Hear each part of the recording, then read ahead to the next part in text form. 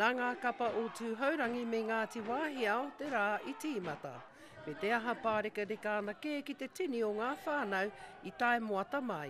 Mau tonu e titiru iho hinerangi kai te muia te marae. I waho atu i te piriti kai te muia i kona. He tohu pai tērā.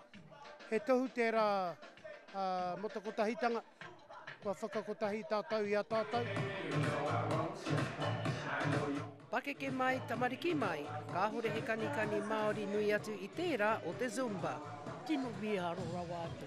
E rawe hoki o tērā. Ne, ka te pupuhi mai te hau.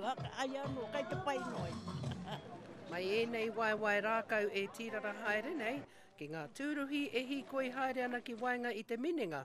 He tika tonu kia whakanuia te rā nei. It's lovely to see the culture and to find out the culture here. Yes, it's very interesting.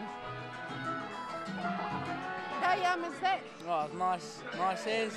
Juicy and nice. Tūturu ake ki te kāinga nei, e kore i tu atu i ēnei mahi, ngā tamariki e ruku kapa nei. Ko Hinerangi Goodman, mō te karere.